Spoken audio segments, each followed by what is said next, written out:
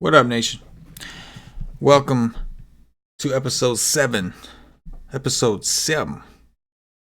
If you've been with us, you know what that is. Of the WiseTake Nation podcast, CK013 here. You can find me on Twitter at CK_013. And I am joined by the triple OG of the WiseTake Nation, Mr. Patio Joe. You can find him on Twitter at Patio Joe. Ref, REF. We're going to talk about some NFL Week 3 and a couple other things. Joey, first off, how was your weekend, man? You went away to Vegas. What was it? It was really good. We just went to Vegas Friday night. We were at we went and saw the Michael Jackson Cirque du Soleil show 1, and that was nice. And then Saturday we went and saw Bruno Mars in concert. And I don't know if you've ever been to a concert where this has happened before, but I've been to a lot of concerts, but not a lot recently, CK. But when we got to the concert and paid, and got in and got our tickets, they made us put our cell phone in like this little pouch. Yeah, I've seen that thing. And it locked, and you couldn't take any pictures or record anything, nothing. And it was weird. First of all, I'm attached to my phone, for not being able to check it for 2 hours, even if it was scores, Twitter, whatever, it was just weird. But then not being able to take a picture, hey, we're at the Bruno Mars concert or whatever, it kind of sucked a little bit. But then Bruno Mars, it was kind of funny. Bruno was he kind of all of a sudden he talked about it. He started this little slow music, and he starts talking about it. He made a joke out of it. He was I took your phones away. You know what I mean? So he was he made a joke out of it, which made it kind of cool. I'd still be pissed. I'd still be yes, you did, asshole. You took my phone, and now I can't check my sports scores. But the big thing about Vegas is, you walk around the strip, and it always hits me how 1,000% different Vegas is with your boys compared to with your wife. Because you go to Vegas with your boys, and it's you stay up until 6, 7, 8, 9 o'clock, in the morning. You wake up at 3 or 4 in the afternoon. You get a sandwich somewhere, and then you go out and you do basically all over again the next night. With your wife, you go and you have the nice dinners. You make sure you get the best, place. You get the greatest view. You do shopping. You do gambling. You do some of the same things, but you're usually I felt like I was on a leash, in bed. I had to be in bed by 2. You know what I'm saying? The second night I was in bed at 1. And it just was ugh. It was it's frustrating because I have that inner voice that's coming out of me. You know what I'm saying? And so, but yeah, it was cool. It's so funny because Vegas. That's what makes Vegas a great city, though. You can go there and 100% have a great time with your wife or with your boys, because there's so many other things to do, with gambling, shows, whatever, to with your boys, strippers, cocaine, drugs, whatever, up till late at night, you know what I mean? Gambling is just, it's just completely different. Going to the clubs and dancing and stuff like that. But yeah, it's funny. You walk down the strip, and so many memories come back to me of oh God, I remember this time, this day, and this time, and then I'm with my wife. I'm yeah, she ain't like that, but it's okay. I still have. When I go not to Vegas, I'm in Jersey, so we go to Atlantic City around here, and my wife and I don't really go anymore, except for bachelor parties, things like that, bachelorette parties for her, things like that. Mm-hmm. But when I go with my wife, it's we're both in the same mindset. We're both gamblers, obviously, and we like to gamble. Mm-hmm. And we're not huge partiers. We will party, and we can, and we like to party. But we go down there and we'll party after we win. You know what I'm saying? We'll go down there. Let's go win a couple grand, then we can party it up. So when I go with my wife, it's not really that different. Because my wife is down, she's just she's down. Let's do it. Same thing with my sister-in-law, my brother-in-laws, and all that. It's all just kind of there's not really a huge difference. So when I go with my Boys, in fact, it becomes more like them trying to like, oh, but come on, we've been gambling all night. Let's go here. And me and my wife are like, hey, we ain't, we didn't reach our goal yet. Like, you do what you got to do. We're not ready to eat. We're not ready. None of this bullshit. You know what I'm saying? It's like, that's how it is. But I know what you mean. No, I know what you mean. It is, I could imagine. Like, if most of my people's wives, girlfriends aren't like my wife, and they're not like super into that stuff. So I could imagine going down there and like wanting. When I go down with my boys, that's how it is. I go down with my boys, and like they're not into gambling as much. And like in the back of my mind, like they're all like, "What do you guys want to do first?" And I'm like, in the back of my mind, I'm like, I want to hit the baccarat table. You know what I mean? But I know none of them do. And then I'm just sitting there like, so it's like to me, it's the opposite. When I'm with my boys, I'm like, oh, man, because if my wife was there, she'd be with me. Let's go get it, baccarat. Let's go do it. So it's a little different, I guess. We had a third night. If we definitely had a third night, I could see, talking my wife into doing some extracurricular activities. You know what I'm saying? So, but just with only 2 nights and 1 day to recover, no, you just couldn't do it. You got 3 kids are coming back too and all that now. I totally get that. So before we go into the week 2 recap, Joe, full disclosure, you know this. Full disclosure for everybody listening. If you're a sensitive type listener, watcher, then this is not going to be the show for you. I'm a little pissed, a little aggravated. My wife bought me tickets back in August to the Jets-Browns Monday Night Football. Of course, I'm going to a game. The last game I had been to before this game, Joe, I told you was the butt fumble. I was at the butt fumble. I'm a Jet fan. I was at the butt fumble. No Sam Darnold, no CJ Mosley, no Quinnen Williams. I went there to see 4 players. I wanted to see 4 players play. And it was Sam Darnold, Le'Veon Bell, CJ Mosley, and Quinnen Williams. I was very excited about those players. Only got to see 1. Le'Veon Bell played his ass off. I'm in no way upset with him. But to go there, to get blown out, to get laughed at the stadium by all the Browns fans, which to the Browns fans' credit, like I understand they think it's their year. There were a lot of Browns fans there. But just humiliating. So New York Jets, thank you. I have to think long and hard before I consider going to a game again. All right, so now full disclosure, I'm a little aggravated at that. Joey, how was your week 2? My week 2 was, DFS wise was not very good. I was on some things. It just didn't seem to like really. I didn't have any busts, but I didn't really, make it. I didn't have much of. I didn't have any Ben except for on one team, so that wasn't okay. But Lamar Jackson, for some reason, every day of the week, I start off with him as my cash game quarterback, and somehow just the week goes on, I just strips away. The week just goes off, and I just change it, and it's just like, damn, But it's not like I had Dalton, and he did fine. It just was. I didn't have the Patriots defense. Yeah. And if you like the Patriots D was like, they ruined the slate, dude. Yeah. They fucking ruined it. And like the people that rostered them, they were pretty popular. The people that rostered them were like, no, fuck that. He didn't ruin the slate. They ruined. I played them on FanDuel. They still ruined the slate. They ruined the fucking slate. That was bullshit. To not even have another defense do it, just them as chalk, to just score some 2 bullshit touchdowns at the end. Anyway, continue. Mm-hmm.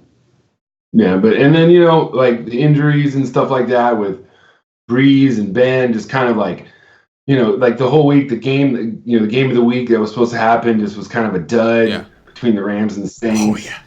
And so we still don't really know. We basically, the way I look at it is right now the 3 best teams in the NFL are the Patriots, the Chiefs, and the Ravens. Probably 4th, I'd probably say, is Dallas right now as the top 4 teams in the league, just off the top of my head. So if I'm missing somebody that I didn't notice, don't get all mad out there. But I feel like those are the top 4 teams right now in the league. It's pretty obvious. Like, there's so much distinction. Like, you're watching the game, and you're just like, these teams aren't going to win the Super Bowl. They just don't have it, And it's just like, like right now, like unless there's a big injury, those are like one of those teams are going to be in the Super Bowl in the AFC, and then in the NFC.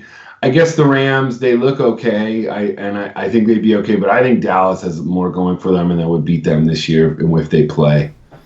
Because the Rams did not look very good on Sunday. They should have rolled the Saints, and they didn't. Yeah, I agree. I've had like now that I think about it, Week 2 and like perfect ending with the Jets. And which, by the way, I don't know if you saw the game tonight, but Trevor Siemian got hurt in like the second quarter, and we had a player that was on our practice squad yesterday playing most of the game at that point. Anyway, injuries really kind of screwed me in week 2. Number 1, Ben Roethlisberger. I didn't have a ton of Ben. Had like one team out of like 5. But I had a lot of juju. And Ben Roethlisberger apparently he was hurt during the week at practice. Nobody really said anything about it. But then later on, after he got hurt, beat reporters decided then to share that he had hurt himself in practice and kept things low key. So that in turn hurt Juju. I had Kamara. Drew Brees got hurt. That kind of took a lot of the offensive pace away from the Saints when Teddy B came in unprepared. And I think there was like one. I think there was like one or two more. I mean, of course, the Jet game, that was a debacle. Nothing to do with DFS, but that was just a debacle. No Sam Darnold, no CJ Mosley. I just had a week 2 that was just ruined by injuries. In season long, I had Big Ben. I really thought the Steelers, and even as far as like bets, like the Steelers were my biggest bet of the day. I just got fucked by injury, man. Between Breeze and Ben, and this was just my week to go down like that. But considering I still didn't, DFS wise, I still didn't do that bad. Considering I didn't, definitely didn't profit. But I didn't lose as much as I could have because I did get on to Kyler Murray and the Arizona offense. Now, Kyler Murray didn't do that great. Threw for 400-something yards, just couldn't get in the end zone. But it was really Kirk and Fitzgerald that kind of helped. It's been funny. Like this, it seems like it really hasn't been all that worth it to pay outside of Christian McCaffrey in week 1. The studs really haven't gotten there. Running backs, receivers, like you just don't need them. It seems like, right? Like even last week, Saquon and Zeke both had good games, but they were mid-tier guys. Dalvin Cook was the best running back on the slate. So I'm getting into DFS a little bit. I'm just saying it's kind of interesting that we're seeing like. I know. I was bringing that up with Paulie earlier today. I was like, football is becoming quite a more variant sport than before. Yeah. Like. Last week, I mean, this isn't even so much DFS, guys. Last week, the guys that were in the 2 best spots, even in seasonal, the guys that were in the 2 best spots going into the week were who? Christian McCaffrey at home against the terrible Bucs defense, and then you had Kamara on the road against the Rams, who McCaffrey just tore up. And both of them, for whatever reason, dudded. Mm-hmm. And that's like, there's so many variables in football when it comes to like even a running back and a receiver where like, you can think, yep, it's going to be it, but that doesn't necessarily it's going to hit. Like the game script's got to go right. Everything's got to go right for it to really, really to really be worth it. The only position really these days to like where you have like locked down where it's probably going to happen is quarterback. Mm. Like you have Mahomes and Lamar right now as like the 2 like lockdown guys, and then sometimes maybe at the tight end position, that there's somebody that's not going to get a 0. But even like in the tight end position, like Kelsey was okay, and Ingram was supposed to go off, didn't do anything. It's just like I feel like in what was like a sport where it's very hard to fade obvious plays, it's becoming easier and easier because I think offense has opened up more in the league, and you can just do more with more players and go to other offenses and still be successful, playing fantasy sports. We talked about seasonal, and then we can move on to the betting stuff. I had 3 seasonal teams. On 2 of them, I faced the same. I faced guys that had Mahomes and the Patriots D on both teams, so I wasn't going to win. No, no. My main league. The only reason why I won is because Julio broke that play at the end. So thank God, the home run hitter. That's funny. But in one of my leagues, I had the scoring was slightly different. So in the 2 leagues I had, Julio got 30 in one league, and he only got a 28 in the other because the scoring. I don't know what the exact details was of that particular instance, but I ended up winning by like 0.2, 0.2 of a point. And like that Julio thing almost broke me. It almost broke me, man. Almost broke me. My sister-in-law, that's like my family league that I'm in, the family and friends league thing. Sister-in-law almost took me down. Yeah, man.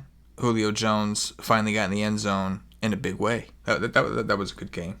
Did get that right. I did bet it on the end of that day. That was nice. Anyway, Joe, we'll go on to week 3 and talk about some potential bets. So we are waiting. We don't have a line for the Sunday night game. We're obviously going to go through the primetime games as we normally do. We'll talk about it, but we don't have a line for it because the Browns did play tonight. I'll look for it as we go through here. Maybe we come across it. But anyway, Joe, we're gonna start off with the Thursday night game, Thursday night football, that is, and it is the Titans and the Jags. Looks like the Jags are 1.5-point underdogs at home. We have a game total of 40. Joey, on your first impression of this game, where would you lean? I'm taking the Titans on the road on a short week with a team that is not arguing and fighting with each other. We just had the news of Jalen Ramsey requesting a trade out of Jacksonville, fighting with his coach and such. And then we have a team, Tennessee, with it. Vrabel is he comes from the Patriots tree. I just feel like he'll have his team more prepared. They're favorites, but it's pretty much a pick 'em. I feel like they're going to win by more than 1.5. So I'm going to take, the Titans, just lean on Derrick Henry, run the ball. It's going to be an ugly game. I think this game has been on Thursday Night Football since they started Thursday Night Football. And it's on every year. We just get the Jags and the Titans. For some reason, they think that we want to see this game, whether if it's in Tennessee or in Jacksonville. And it's a boring game every single time. And I think that's what's going to happen here. You got backup quarterback and, a defense that is decent, in Jacksonville. So that'll hold Tennessee down. And Tennessee's defense, I think, will overwhelm Jacksonville's offense. And Tennessee will win a close game. Yeah, I could definitely get behind that. I mean, Jacksonville right now definitely looks like they're in trouble. Their best defensive player and their defense hasn't looked great. They did. I think they did really well against Houston. Houston's a really good offense. They went on the road, did their job. But I agree with you to have that blow up between the coach and Ramsey, and then to then have to play 4 days later, basically turn around and just really no preparation, just kind of go. I understand it. I lean towards the under, I think, here. I don't like totals. I find myself constantly going to totals, but and I don't even like totals. But it's just sometimes some of these things have been scripted. And on Thursday night's show, we know that these guys typically, are a little banged up, a little sore, a little tired, going to go a little slower pace typically. So I do like the under. I don't hate the Titans deal at all. I just want to dig in a little bit more on the Jags before I really pick a side, because it's tough for me to not take a team at home. I do think the Jags should be, their defense, I think, is really, really good, and they're at home. I'm just a little worried with, how, not in sync they seem, like you said. So I'll go with the under in that one. All right, Joe, let's get into, we'll get into the best bets, kind of go in order here. So what are your 3 best bets for the Sunday main slate in week 3? All right, 3 best bets. Baltimore KC over. Talk to me about that one, Baltimore KC. That's going to be a marquee game. I mean, that I wanted to do. If I'm having any piece of that game, I don't know what's going to happen, but I think it's just going to be high scoring. I think they're both going to put on a show. This is the future of the NFL. And I hope it lives up to its billing, and I hope Lamar Jackson and the Ravens, come down to KC, which is their first game. KC's had 2 road games, so it's going to be a wild atmosphere. So I just feel like it's going to be the total over 55.5 or whatever it's at. It's for anywhere from 54 to 55.5. So I'm taking the over on this game. That's my number 1 bet. I just think it's going to be what we think. And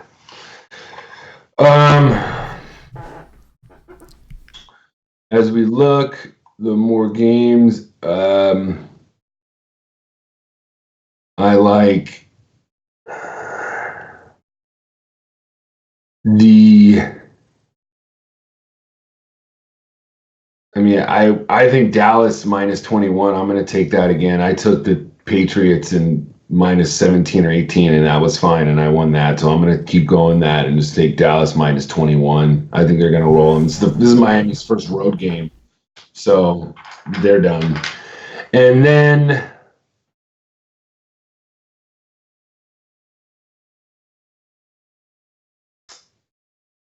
I think the Houston Chargers over 48. Houston Chargers over 48. I can get behind that. Maybe a little concerned with the pace in that game, but I can get behind that. I mean, these are two good offenses, for sure. Eckler's been, dude, has just been super impressive, man. Mm-hmm. Super impressive. I think for me, the first game I'll start with is the Falcons and Colts. I'm gonna go with the Indianapolis Colts at home minus the 2.5. I'm impressed with how they've been fighting, how they've been playing. I am not impressed with the Atlanta defense. I thought for sure, and I bet money on Atlanta last week. I thought for sure they were gonna blow it for me on Sunday night. I was like, this was stupid. And even when Julio scored that touchdown, in my head I was like, they scored way too quickly. This is gonna bite me in the ass, and it almost did, but they ended up pulling it out. But I'm going to go with the Colts at home, minus the 2.5. I think after that, I'm going to go to that Baltimore Ravens game as well. Ravens Chiefs. I'm going to take Baltimore plus the 6.5. I think that Lamar Jackson is just too good right now to, like, you're going to give me that many points. I understand they are on the road in Kansas City. I do respect. And I'm with you on the over. I'm totally, like, I think this game will shoot out. I don't think the Ravens' defense is as good as it has been in years past. While they didn't give up any touchdowns to Kyler Murray, specifically, he did throw for like 400-something yards, and the Cardinals were very much in that game the whole time. So, can Baltimore keep up with the Chiefs? It's going to be tough, but like I just feel like I'm getting too much value on a team and a quarterback that's playing too well right now. So I will go with the Ravens plus the 6.5. And then I think for my final bet, we will go with. I want to go with the Lions plus 7. It looks like it was 7.5, and that was the line that I liked. Now I'm looking at it now, and it's down to 7. So that would kind of suck, but yeah, 7. But the Eagles have to show me they can like comfortably beat on a team. You know, I think the Lions defense has been playing pretty well. Even against the Chargers, they gave up some points, but they hit hard, man. Like they're definitely one of those playmaking defenses. I think again, I like. The Eagles have so many injuries too. Right. Eagles are like an infirmary. What happened on Sunday night? That was crazy. Yeah, dude. Yeah, Alshon Jeffrey. Like their whole team was hurt. Alshon Jeffrey and Deshaun Jackson both injured. Yeah, that's probably why the line moved to at least maybe the half a point. We'll see. I mean, they're probably worth more than half a point, those guys. But yeah, that is a good point. Someone to pay attention to. So I'll go with the Lions. And I am not impressed with the Eagles defense. Like every year, everybody expects the Eagles defense to be good. And like this is what I'll say about the Eagles D. The Eagles defense is a playmaking defense. They'll break out big plays. They'll get strip sacks, return for touchdown. They have explosive players on defense that'll get you a pick 6. So they make big plays, but in between those big plays, they just get rolled on. They get rolled on. I mean, it's just the truth. And it's usually at home that it happens. Yes. When their defense does well. Yes. But Dalvin Cook destroyed these dudes. Now Dalvin Cook is very, very good. Dalvin Cook, like people are gonna understand how good Dalvin Cook is. If he can stay healthy this year, they'll understand this year. How good that guy is. But yeah. I don't know why I'm talking about Atlanta. I just completely switched to Atlanta for some reason. Yeah. You're looking at me like, what are you talking about? Just say it next time, Joe. Just say, what the fuck is this guy talking about, bro? Hey, Dalvin Cook's gonna be good this year. Yeah, just say, what the fuck is this guy talking about? Well, yeah, the Eagles, yeah, I know it should be at home. It'll be a tough challenge for the Lions, but we'll try the plus 7. All right, Joe. Now we're going to get into the Sunday night game, which I did find a line, Joe. I don't have a total, but I did find a line. It's an early line, I believe, but we're going to roll with it. We got the Los Angeles Rams visiting the Cleveland Browns for Sunday Night Football. Looks like the NFL is all about the Cleveland Browns getting some TV time. Maybe they're the ones who gave Darnold mono because they wanted Baker Mayfield to win on Monday Night Football. Cleveland is the early line was Cleveland +3 at home. Some places +2.5 already. So the Rams are only 2.5 point favorites on the road. The total I don't see. Granted, the reason we're doing the show on really Tuesday morning, 1:35 a.m. Eastern, Monday night basically, and the Jets just played the Browns, so when they play, they pull the line down in case there's any injuries, anything like that. But the line should come out around 3 or 2.5, somewhere in that range, and that's what it is. What do you think, Joe? I mean, the Rams. I'll take the Rams on the road. I didn't see enough from the Browns tonight. They faced a really bad, injured Jets team, and Le'Veon Bell, he impressed me. He is so fucking good, man. He is so fucking good. It's crazy because he got because you think they can't do anything right now. Like everybody knows that they're just going to go to Bell, right? And he still was productive. He still was the only reason why that offense even moved a little bit. You know what I'm saying? So that was like crazy because that's all that defenses are going to do now, especially until Darnold gets back. So yeah, it's crazy. So yeah, I agree that I just think that the Rams are going to be able to move the ball. They have a better offense. They have a better defense. I think Cleveland is going to keep it close, but in the end, I think the Rams win by like 5 or 6 points. And I'm going to say, I'm seeing the under at 51. So 51? I think that yeah. Oh yeah, you're right. I see 51 too. Holy shit. So I think that could be. I think it's going to be under. To be honest with you. I mean, I'm very surprised with this whole thing. I mean, wow. I mean, granted, Carolina did put up 27 points, I think, on the Rams in Week 1. Week 2, the Saints did have an injury to Drew Brees, and they were at home, but another, that was kind of a low score. I gave a 51-point total. What about the Browns have indicated that they should have a 51-point total? I mean, they put up, 23 today? Something like that? Mm-hmm. So I guess if you have a team that's actually competitive, maybe that's a little easier of a path. I'm with you. I think that's really high, but I'm gonna probably the biggest square play on the planet right now. But I'm gonna go with the Rams. I mean, that just seems like. Are you serious? You're 2.5, 3. I know it's on the road, but against the Browns, it's gonna be monstrous. This is the Browns. No, it's not. The Browns lost at home in Week 1, right? To the Titans, they lost at home. Mm-hmm. Oh my gosh. Mm-hmm. Yeah, I'm with you on the Rams, dude. I feel like a square, and I'm sure that all the public's going to be with us, and that never feels good. But I can't justify playing the Browns even at home. I just can't against the Rams. I got to go with the Rams, man. Like you said, Le'Veon Bell destroyed. Le'Veon Bell is fucking awesome, by the way. Today really showed. He fumbled at the end of the game when it didn't matter anymore. He was trying to make a play, whatever. Dude is fucking good.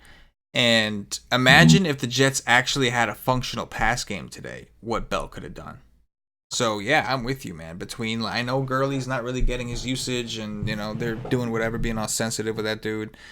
He's got arthritic knees or whatever. But between Goff and his weapons at receiver, between Gurley when they need him, I agree with you. I don't see how Cleveland's going to stop the Rams. And I haven't been all that impressed with the Rams' offense. I haven't. I mean, even today, like Chubb got a touchdown, and he struggled to run the ball all game. They just kept getting the ball, so they kept running it, and they kept going.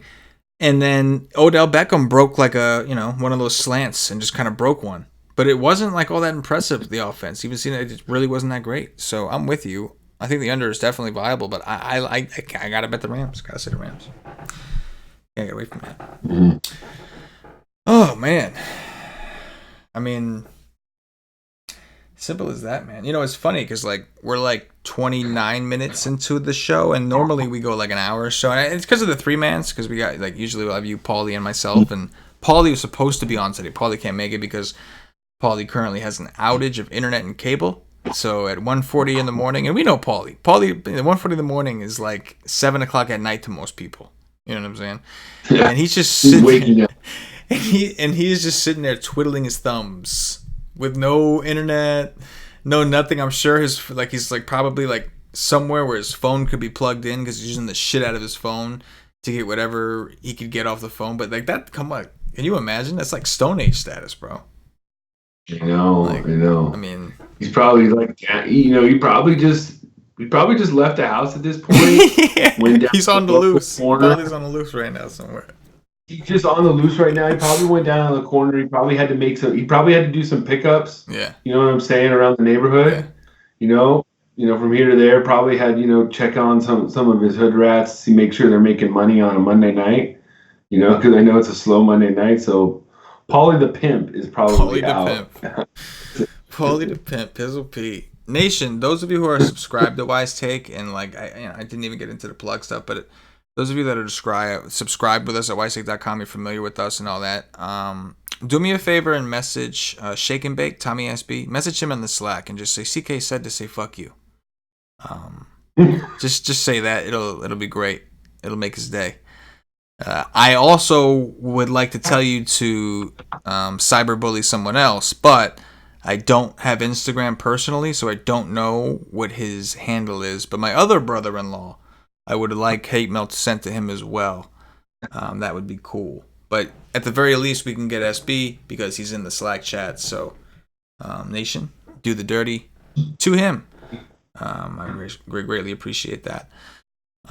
With that said, real quick, those of you that are listening, this is we talk about the NFL, we talk about sports betting, whatever we want on this show. This is our WiseTake Nation pod, but we are a DFS content provider, daily fantasy sports, FanDuel, DraftKings. If you do play FanDuel or DraftKings or any of those type of daily fantasy sports, and you need some help, you want to learn how to play, or you're thinking about playing, come check us out at wisetake.com. Look at some of our packages. We will teach you how to play the game and make you a better player.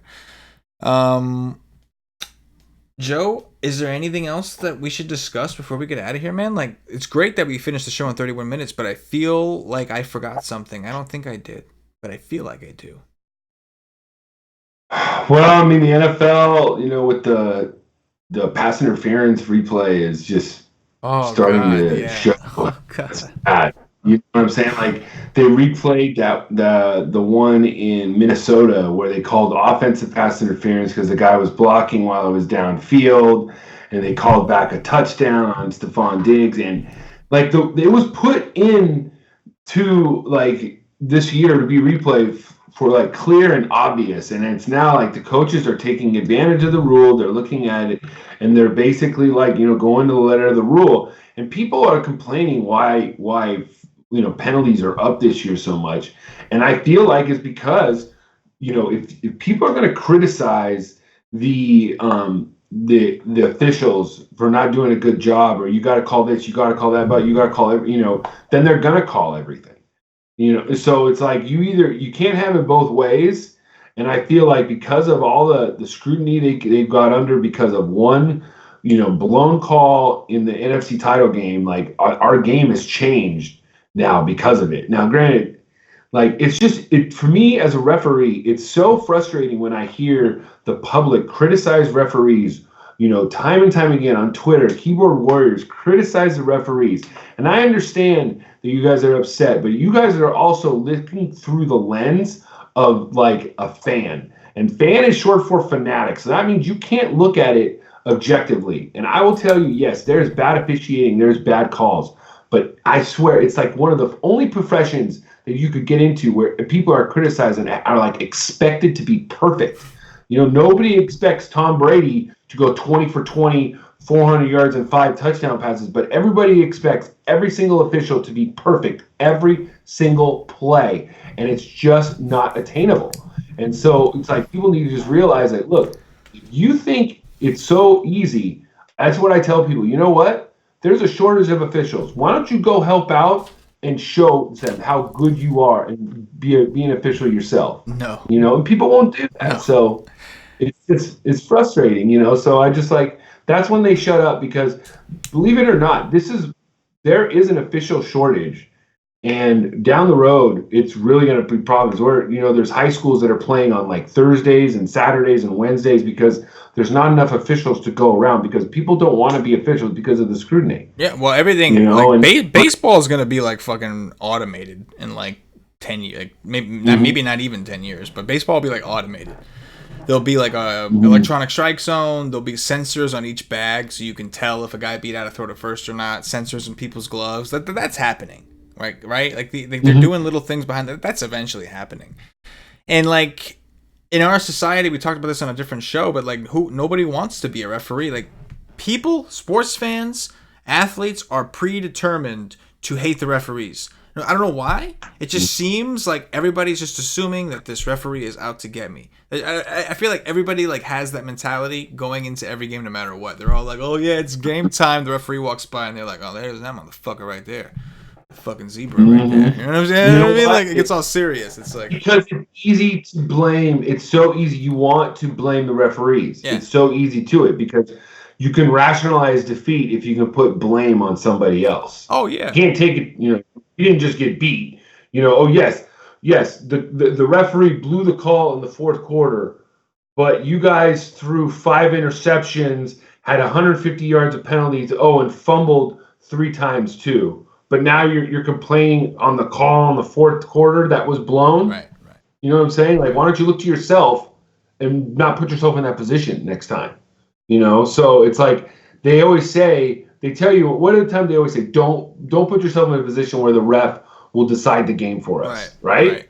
They always told us that, and it's true. You don't want to put yourself into where the ref might not rule in your favor, not because he has anything against you, it's just because that's the way the call went, or he might have made a bad call, And I, as an official, like I've done games where it's like, man, in your head, you're like, man, everybody knows we're screwing over this team, like because we're throwing all the penalties on this one team, but they're all there, right. Or something like that. Well, you're not making up the penalties; they're doing it, right? Like they're doing it. No, it is, but just you always are in my head. I'm always thinking, what's the perception? Yeah, you know what I'm saying? Because you're getting booed or whatever. So it's like if you keep going, because you'll hear that at halftime, man, that's 10 on them and 10 on us and 1 on them. You know what I'm saying? Like, they can't be, they have to be dirty too because we're getting caught. They're not getting caught, So it's like, I understand, people don't, until you're a referee and you look through it through that lens, is really tough. And I understand like how emotional you can get on the other side. And I hope that when my sons are playing sports, my daughter's playing sports, and the official makes a bad call, I hope I can check myself because I won't be looking through it. You won't be able to, bro. As a human, even though you're a referee, like on the, as one of your jobs, like if you were there as a fan and a referee screws you, if it's against your personal team or your son's team or your daughter's team, you are gonna instinctually hate that referee. You can't help it. There's something about their role. It's authoritative. America is all about rebelling and all this shit. There's something about like the referee that like people are just predetermined to not like this person.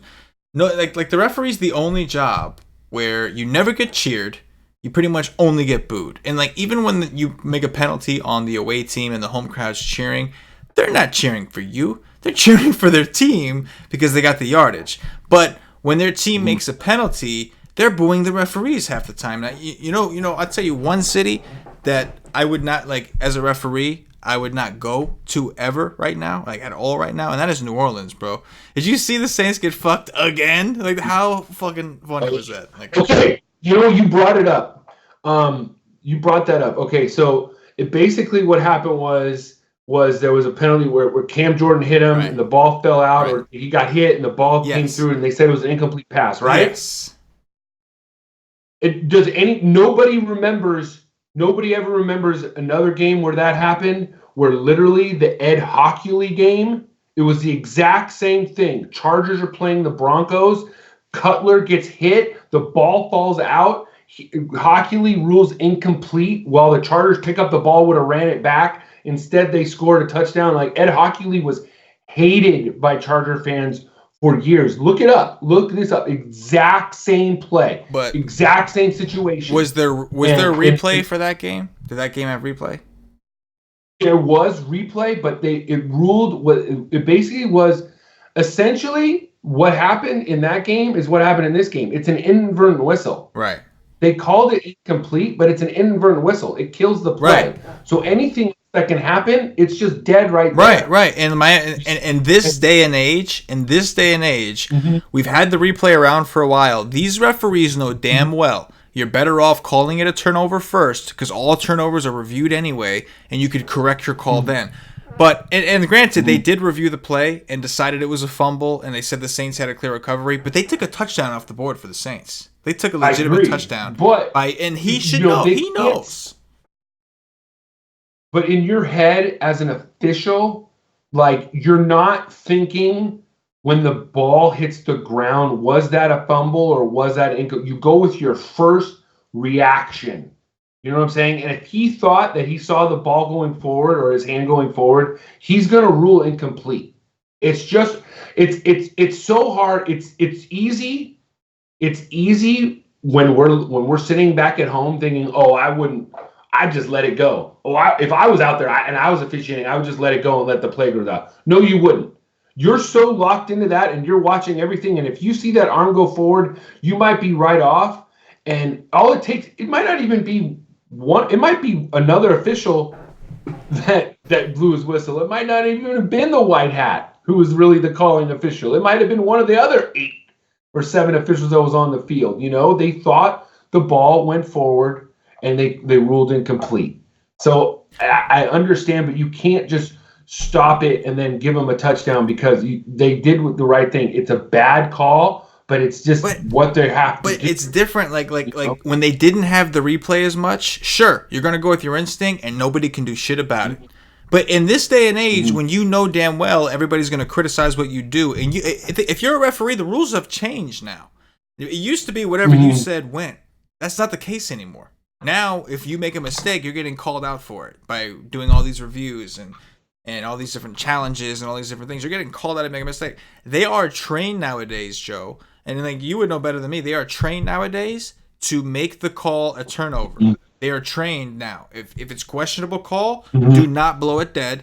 Let the play out, and then you'll go back and review and see if it was a fumble or interception. They fucked up. And it happened to be another fuck up against the Saints while they're playing the Rams. It's just ironic. But to me, those referees by now, we've had a replay for a while now. They should know if it's a questionable. You know the rules. That's a new part of the rule that we didn't have before, Joe.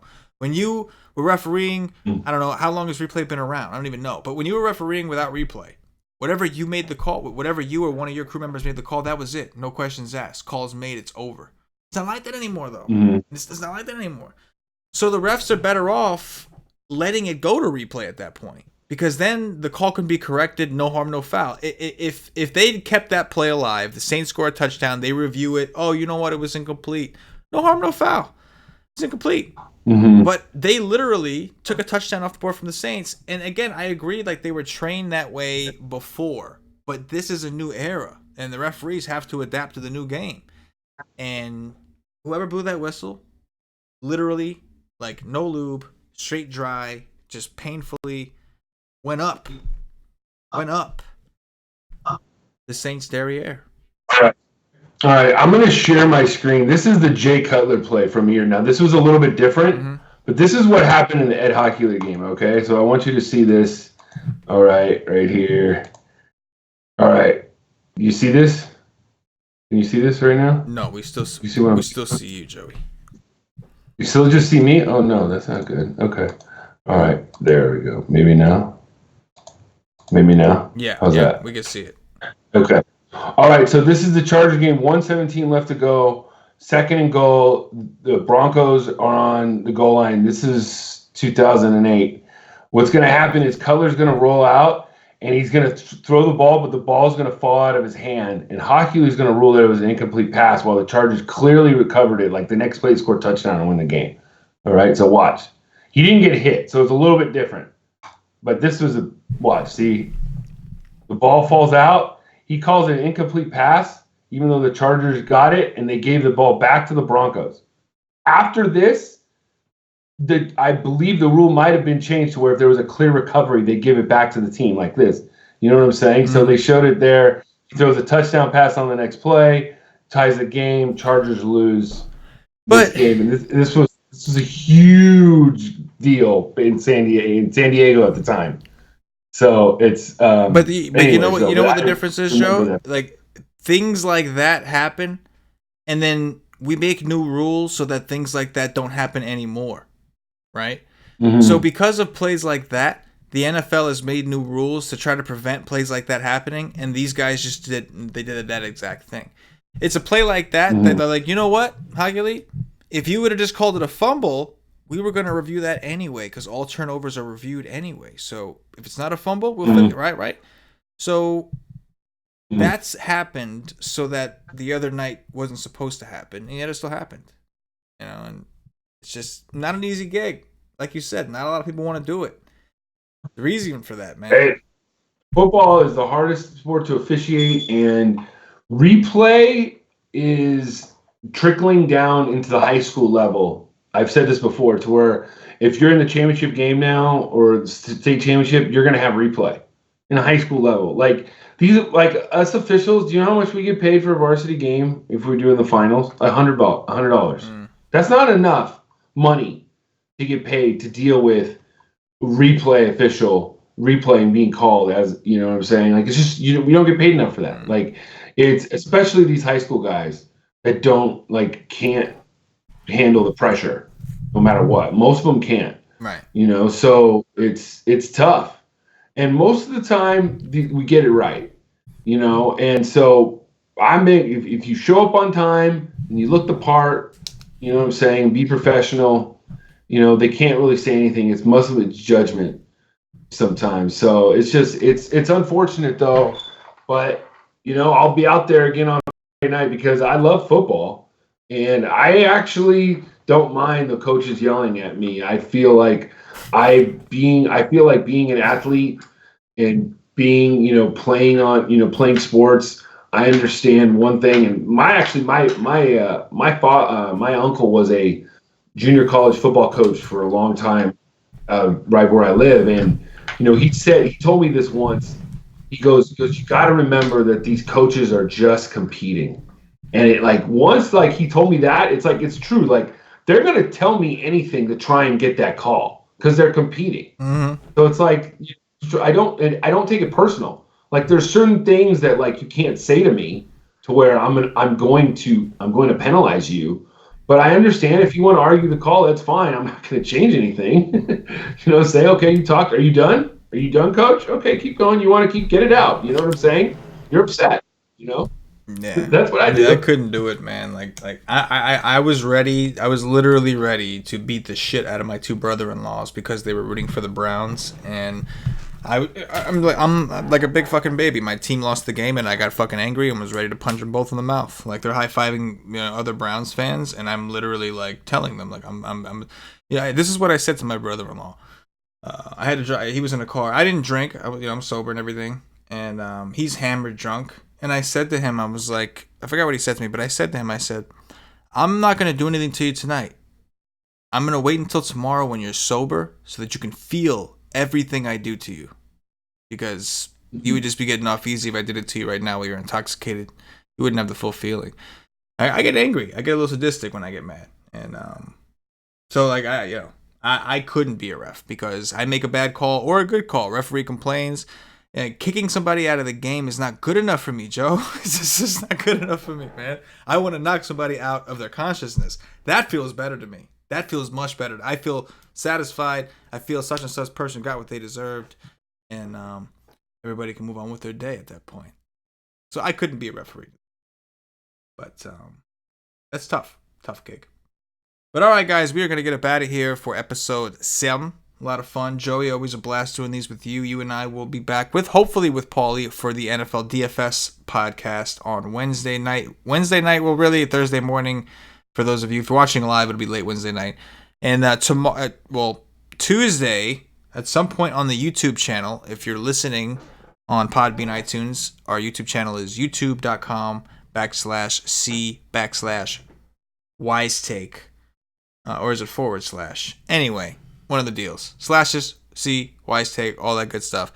Make sure you subscribe to our YouTube channel because I will be doing a shorter first look solo video myself. It'll be cool. I'll share my screen, go over some DraftKings stuff if you're into DFS. So make sure you subscribe. Hit the like button. Give us some 5-star reviews on iTunes, Podbean, all that good stuff. We will catch you next week. Joey, anything in closing? Man, I had a nice little night. MLB DFS finished second, fifth, and third in tournaments. Turned $26 into 400. It's not all about finishing first, guys. Come and join the nation. If you ain't first, you're last. That's what Ricky Bobby says. You can still make You can still make money. No, I'm just kidding. For Patio Joe, for myself, the entire WiseTake Nation, as always, good luck. Peace. Yeah.